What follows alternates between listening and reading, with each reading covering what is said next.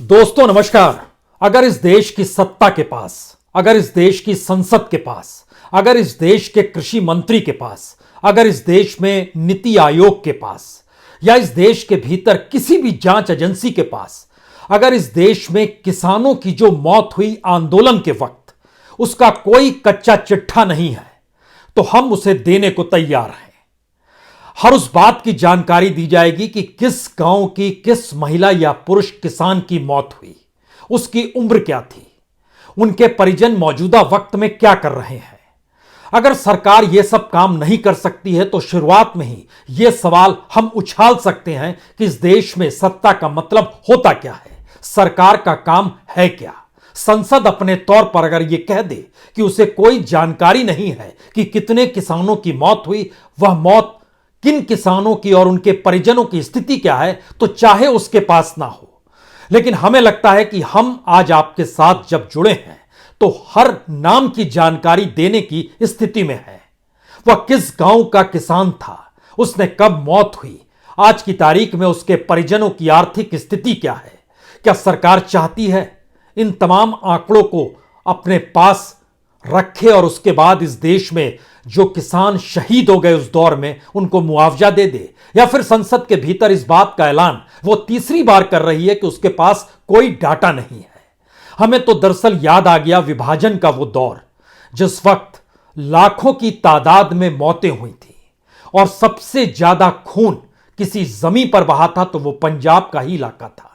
अलग अलग जगहों पर रिफ्यूजियों का आना और जाना, तकरीबन 72 लाख लोग मौजूदा वक्त में जो पाकिस्तान है वहां से भारत आए थे और भारत से भी तकरीबन इतनी ही तादाद में पाकिस्तान चले गए थे, यानी 1.5 करोड़ लोगों की आवाजाही विभाजन के दौर में हुई थी।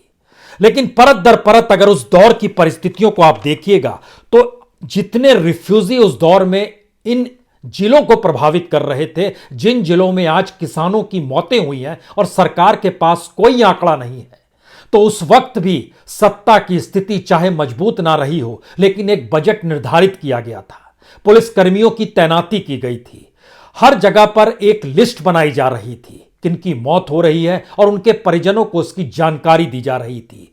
खून से लहूलुहान विभाजन के उस दर्द से कहीं दर्दनाक स्थिति मौजूदा वक्त में किसानों की तो नहीं है।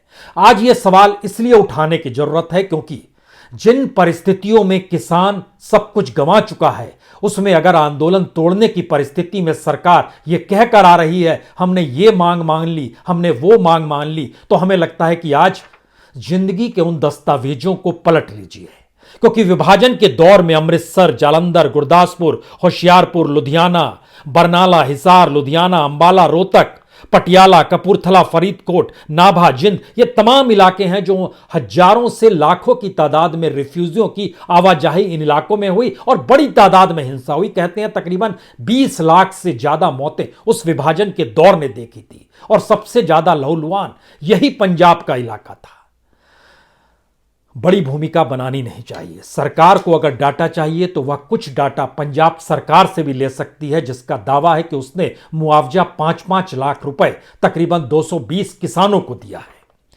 अगर उस सरकार के दस्तावेजों को देखें तो संगरूर में 43 किसान, भटिंडा में 33 किसान, मोगा में 27 किसान, पटियाला में 25 किसान, बरनाला में 17 किसान, लुधियाना में 13 किसान, मानसा में 15 किसान, मुक्तसर में 14 किसान, फजिल्का में 7 किसान, फिरोजपुर में 6 किसान, गुरदासपुर में 5 किसान, अमृतसर में 4 किसान, नवाशहर के 4 किसान, मोहाली के 3, तरनतारन के 2, जालंधर, कपूरथला के एक किसान के परिवारों को जिनकी मौत इस आंदोलन के दौर में हो गई, सरकार का कहना है तकरीबन 11 करोड़ रुपए उसने बांटे हैं।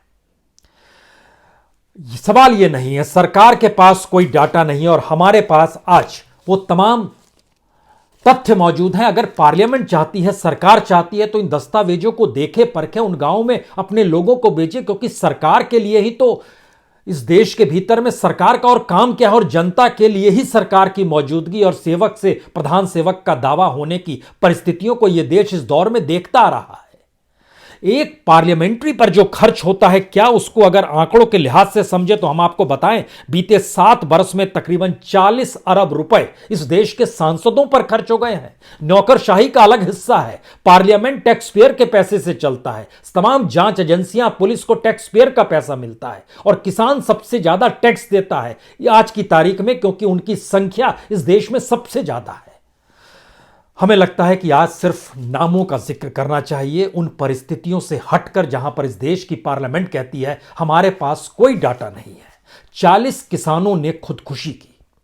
सतनाम सिंह, कुलबीर सिंह, अमरजीत सिंह, कश्मीर सिंह, गुरनाम सिंह, अमरेंद्र सिंह, निर्मल सिंह, ग्रंथी नसीब सिंह, जी पेरुमल ये तमिलनाडु के हैं, लखविंदर सिंह, जगवीर सिंह, मुकेश डागर ये हरियाणा के हैं, हरनेक सिंह, जनरैल सिंह, राम सिंह रामबो, लखविंदर सिंह, वीना रानी एक महिला भी है जिसने खुदकुशी की, गुरभेज सिंह पाला जो हरियाणा के हैं, तारा सिंह, प्रीतम सिंह, परमजीत सिंह, जसवीर सिंह, गुरप्रीत सिंह, सुखदेव सिंह, रेशम सिंह, गुरतेज सिंह, हरपाल सिंह, कुलदीप सिंह, राजवीर सिंह, जगसीर सिंह, सतवंत सिंह, कृपाल सिंह, करतार सिंह, जगतार सिंह, मक्खन सिंह, करमवीर सिंह, भगवान राणा, सुच्चा सिंह, लाभ सिंह, ये सारे नाम जो हमने लिए, इन्होंने खुदकुशी की है।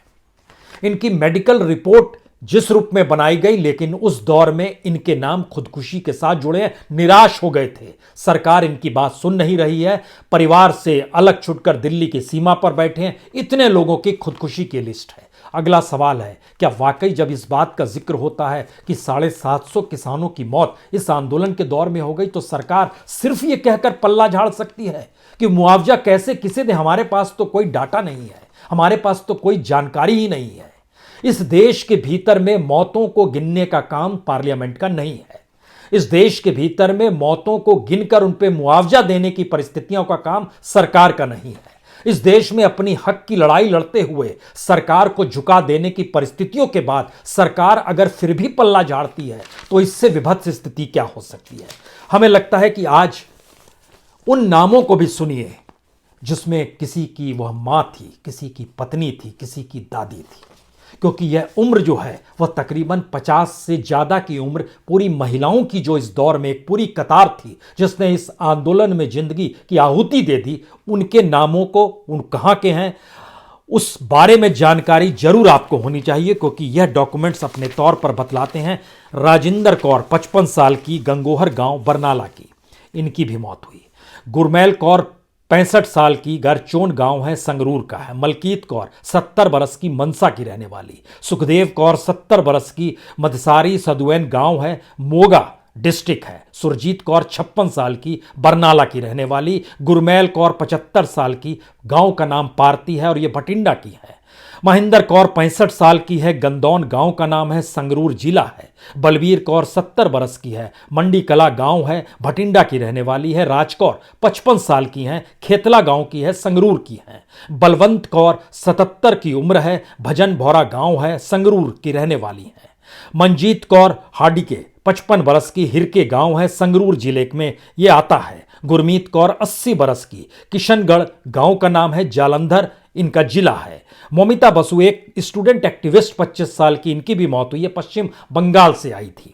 अमरजीत कौर 51 साल की, खिवा डायलुभावा गांव है इनका, मानसा जिला है। गुरमैल कौर 65 साल की है, इनका गांव भी खिवा डायलुवाला है और यह भी मानसा जिले की है। महेंद्र कौर 70 बरस की है, हिम्मतपुरा गांव है और मोगा जिला है। ये एक लंबी फहरिस्त है, सिर्फ महिलाओं का नाम हमने लिया है और एक तरफ सुसाइड करने वालों का नाम लिया। जो दूसरी सरकारें हैं जो ये सोचती हैं कि उनके हिस्से में कुछ है या नहीं है, तो हम उनको भी जानकारी दे दें कि राज्यवार भी लिस्ट तैयार है। सरकार हिम्मत तो दिखाए, कहे तो इतने किसानों की मौत हुई और वो मुआवजा देगी। मसलन उत्तर प्रदेश, गहलान सिंह 57 बरस के, भगवानपुर बागपत के रहने वाले हैं। कश्मीर सिंह 31 बरस के, ये पश्चिमापुर गांव है, रामपुर के रहने वाले हैं। सुरेंद्र सिंह सिंधु 45 साल के, मयाना गांव है, ग्वालियर के रहने वाले। लखविंदर सिंह 60 बरस के, मीरापुर गांव है, कासगंज के रहने वाले। उत्तराखंड के उधम सिंह नगर के वाजपुर गांव के नवरीत सिंह है 26 बरस के। इनकी भी एक लंबी फहरिस्त है। जो हरियाणा, खासतौर से हरियाणा में तो डबल इंजन की सरकार है और वहां पर तो राहत रियायत होनी चाहिए, वहां पर तो केंद्र से हटकर कोई सरकार नहीं है। हरियाणा की बड़ी तादाद में किसानों की मौत इस दौर में हुई है। क्या मुख्यमंत्री ने एक शब्द भी उनके बारे में कहा इस दौर में? एक लंबी फहरिस्त है। अजय भोर 32 साल के, सोनीपत से आते हैं। संजय सिंह, यह भी सोनीपत के हैं। किताब सिंह चहल 60 बरस के, उजहाना इनका गांव है, जिंद से आते हैं। राम मेहर 42 साल के, छान सिंह इनका गांव है, हिसार से आते हैं। कमलजीत सिंह पाल हैबुआना गांव है, सिरसा से आते हैं। सतबीर राठी 65 बरस के, जिंद्रन इनका गांव है, रोहतक से आते हैं। फतेहाबाद के लुथोरा गांव में 64 साल के सुखविंदर सिंह, इनकी भी मौत हुई है। जिंद के 65 बरस के जगवीर सिंह, इनकी भी मौत हुई है। सोनीपत के गंगाना गांव के 52 बरस के कुलबीर सिंह की भी मौत हुई है। और भवानी नगर के बागोपीर गांव के 70 साल के गुरुचरण सिंह की भी मौत हुई है। भवानी नगर के ही बागोपीर के 70 बरस के गुरुचरण सिंह के साथ जो उस समय मौजूद थे बलदेव सिंह 64 साल के, गंगा आबुल गांव है, ये बहादुरगढ़ से आते हैं। बहादुरगढ़ के ही भाद्रा गांव से 31 साल के जसगीर सिंह भी हैं। यह इसकी भी एक लंबी फहरिस्त है जो सिर्फ हरियाणा से शब्दों को हम जोड़ रहे हैं, वहां के लोगों की, जिनकी किसानों की मौत हुई है। रोहतक के काठवाड़ा गांव 43 साल के तेज सिंह, करनाल के बाबरा माजरा गांव 57 बरस की उम्र और जसवीर सिंह की मौत। रोहतक के पाकसमा गांव 42 साल के भगवान राणा की मौत। कैथल के माना गांव में 62 साल के बलदेव की मौत। रणधीर सिंह जो कि मोहनगढ़ छापरा गांव है, जिंद में आता है। और करमवीर जो कि 52 साल के हैं, सिंगवाला गांव है, यह भी जिंद में आता है। यह तो सारे हरियाणा के, इनकी भी एक लंबी फहरिस्त है। क्यों नहीं सरकार कहती है इन नामों को लेती? अपने तौर पर किसान संयुक्त यूनियन ने भी अपने एक फहरिस्त बनाकर रखी है, लेकिन जब आप अपने जरिए या अपने पत्रकार मित्रों के जरिए जब इन परिस्थितियों को जानना शुरू करते हैं तो हैरत अंगेज स्थिति आती है। क्या इस देश की कोई एजेंसी इस दौर में इन डाटा को सरकार के सामने नहीं रख पाई? या सरकार की रुचि नहीं थी? क्योंकि पंजाब के 550 किसानों की एक लंबी फहरिस्त है जो डराने वाली इसलिए है क्योंकि कमोवेश हर गांव के भीतर में मौत का एक सन्नाटा है। हम जिन नामों का गांव का जिक्र करते हुए जब बता रहे हैं कि जब पंजाब की सरकार ने 220 किसान परिवारों को तकरीबन 11 करोड़ रुपए बांट दिए, उसके ठीक समानांतर हमारे जहन में फिर से दोबारा अमृतसर में तकरीबन विभाजन के वक्त 7,41,444 लोग इधर से उधर हुए थे। जालंधर में 5,20,000 लोग इधर से उधर हुए थे। उनमें से कितनों की मौत हुई? ये रिफ्यूजी के तौर पर थे। गुरदासपुर में लगभग 5 लाख, 4,99,793 का सरकार का डाटा है।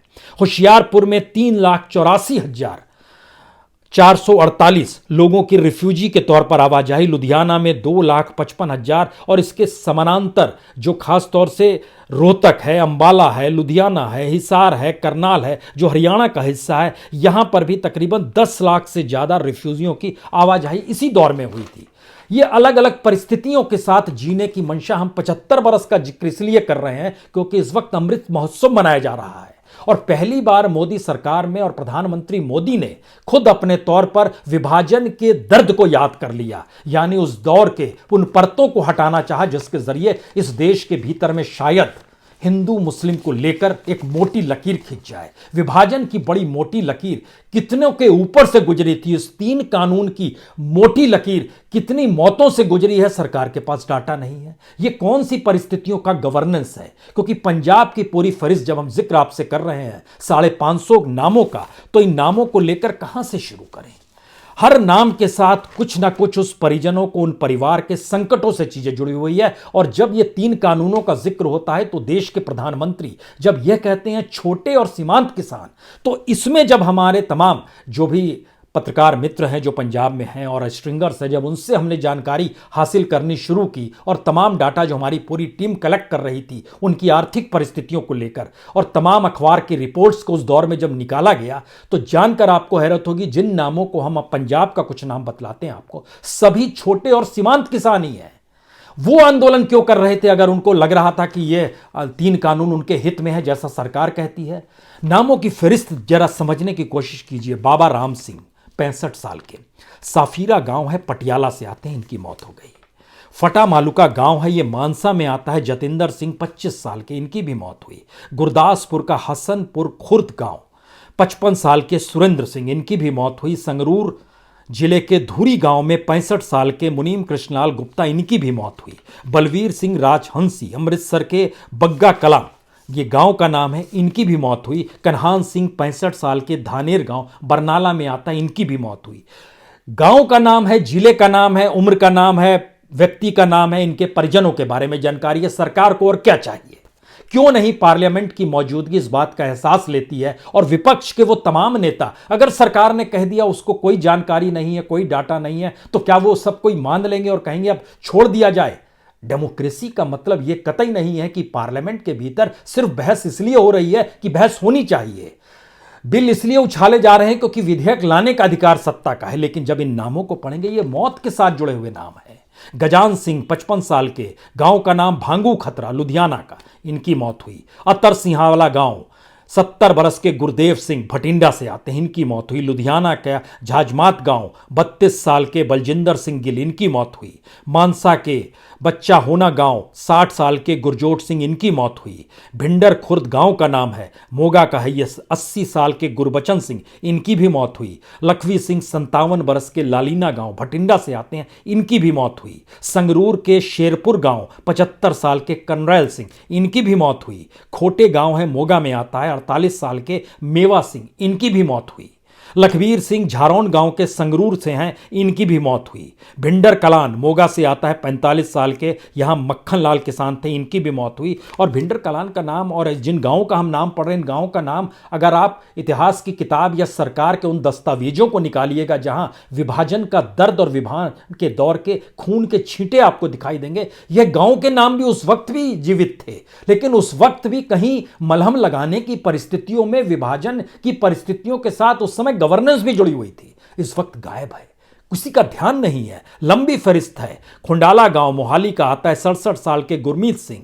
लाभ सिंह 68 साल के साफेरा गांव पटियाला के हैं। साफेरा के ही गुरप्रीत सिंह 22 साल के, इनकी भी मौत हुई। धंदियाना गांव है फतेहगढ़ साहिब में, सुखदेव सिंह, इनकी भी मौत हुई। पोपना गांव है मोहाली में, दीप सिंह 60 बरस के, इनकी भी मौत हुई। भीम सिंह 37 साल के, खानेड़ी गांव है संगरूर, इनकी भी मौत हुई।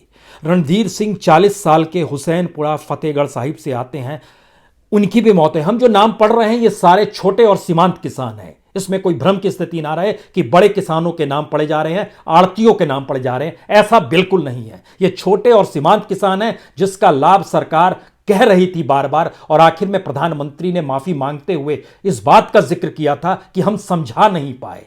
वह बड़े किसानों का जिक्र कर रहे थे, एक छोटे से परिस्थितियों का जिक्र कर रहे थे। लेकिन जब मौत का सिलसिला हम देखते हैं तो इसको तो राष्ट्रीय आंदोलन के तौर पर मौतों से ही सरकार मान ले। उत्तर प्रदेश, मध्य प्रदेश, उत्तराखंड, पंजाब, हरियाणा, इन तमाम राज्यों में, राजस्थान, तमाम राज्यों के किसानों की मौत की पूरी फहरिस्त है। महिलाएं हैं, छोटे बच्चे, 18 साल के भी एक बच्चे की, जसप्रीत सिंह 18 साल के हैं, 12th क्लास में पढ़ते थे। ये भटिंडा के चौके गांव के हैं, इनका नाम भी इस फहरिस्त में शामिल है। जो पूरी मौत की लिस्ट है, बलवीर सिंह गुलू लुधियाना के, इनकी भी मौत हुई। मोहाली के सुरेंद्र सिंह, इनकी भी मौत हुई। लुधियाना के गुरमिंदर सिंह राय, इनकी भी मौत हुई। मानसा के दोदरा गांव के दर्शन सिंह, इनकी भी मौत हुई। इस पूरी परिस्थिति को समझिए, किस स्थिति में। राम सिंह बटरैना गांव संगरूर के, इनकी भी मौत हुई। 63 साल के गुरजंट सिंह, मोरे गांव का नाम है, नाभा का इलाका है, इनकी भी मौत हुई।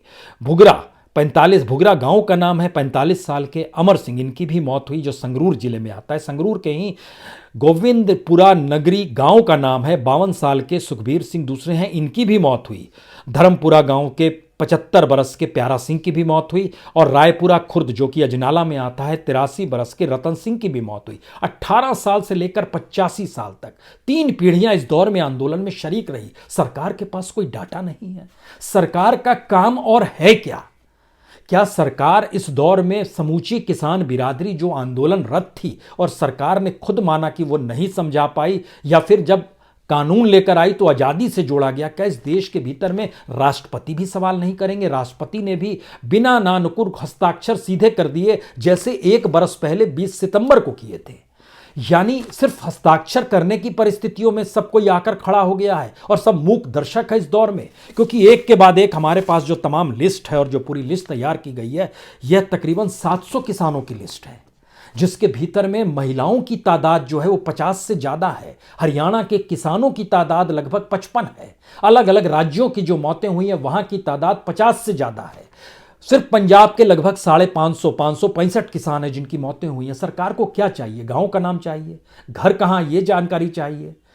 फिलहाल उनके घर की माली स्थिति क्या है यह भी जानकारी अगर चाहिए तो मिल जाएगी। एक बार सरकार हां तो कहे, अगर उसे लगता है कि वह संगठन से बातचीत करने वाली है जिनसे एमएसपी के लिए कह रही है 5 सदस्यीय कमेटी बनाएंगे, उस किन से पूछ ले कि आप उस लिस्ट को हमको दे दीजिए, हम उसके बाद कार्रवाई शुरू करते हैं और तमाम जिले दर जिले और तमाम राज्यों में जाकर हमारे लोग पूरी लिस्ट अपने तौर पर तैयार करेंगे, उनके परिजनों से बातचीत करेंगे। अगर उन्हें लगता है ये सब कुछ फरेब है, झूठ है, तो तमाम चीजें मौजूद हैं इस देश के भीतर में। लेकिन सरकार ने अगर अपनी आंखों पर पट्टी बांध ली, पार्लियामेंट के भीतर सिर्फ यह कह दिया गया कि नहीं हमारे पास कोई डाटा है, कोई जानकारी नहीं है, तो हम मुआवजा किसे दें, तो क्या इस देश में पल्ला कल झाड़ा जा सकता है? हमारे पास सरकारी खजाने में एक भी पैसा नहीं है, अब हम देश नहीं चलाएंगे, देश चला पाने की स्थिति में नहीं है, यह कहकर सरकार चलती रहेगी। क्योंकि जब हम इस बात का आपसे जिक्र कर रहे हैं तो हमें लगा कि इस पार्लियामेंट पे बार बार जिक्र होता है कि प्रति घंटे तकरीबन 1.5 करोड़ रुपए खर्च हो जाते हैं।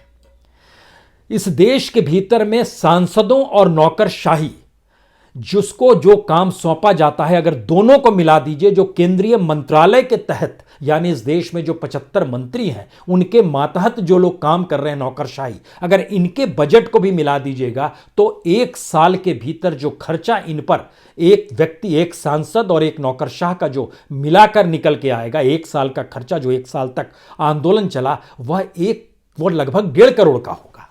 आप कल्पना कर रहे हैं इस देश के भीतर में किस रईसी के साथ इस देश में गवर्नेंस के नाम पर सरकारें चल रही है, किस रईसी के साथ इस देश में नौकरशाही सरकार की हांक में हां मिलाने के लिए बैठा हुआ है। सारे नाम और सारे डॉक्यूमेंट्स तो ये देखिए हमारे पास पड़े हुए हैं, ये सारे चीजें जो एक के बाद एक जो तैयार किया गया पूरा लिस्ट है, वो सारी लिस्ट है पड़ी हुई। क्या इस फेरिस्त में हम इस बात का जिक्र करना शुरू करें, वो कौन सा शख्स था जो पहला जिसने खुदकुशी की थी, वो कौन सा शख्स था जो कि अपने तौर पर किसी दूसरी जगह से आया था और यहां आकर उसकी मौत हो गई, या फिर हम सिर्फ लखीमपुर का जिक्र करें उन 4 किसानों का जिनकी मौत को लेकर जिन पर आरोप है वो इस देश में केंद्रीय मंत्री के तौर पर मौजूद है। किन बातों का जिक्र करें? और अगर यह सारी रिपोर्ट्स की जानकारी किसी एक पत्रकार के पास हो सकती है तो उस संगठन के पास भी है जो लगातार आंदोलन कर रहा है, और कितने पत्रकारों के पास होगी वह भी है, लेकिन सरकार के पास नहीं है। सरकार से पूछिएगा तो वो बता देगी हाँ लखीमपुर में 4 किसान जो उनके नाम हमको पता है, उसमें गुरविंदर सिंह थे 22 साल के, उसमें एक 35 साल के दलजीत सिंह थे, उसमें एक लवप्रीत सिंह थे 25 साल के, उसमें 65 साल के नक्षत्र सिंह थे। हम जानते हैं क्योंकि राजनीति ने वहीं से पनपी इस देश के भीतर में।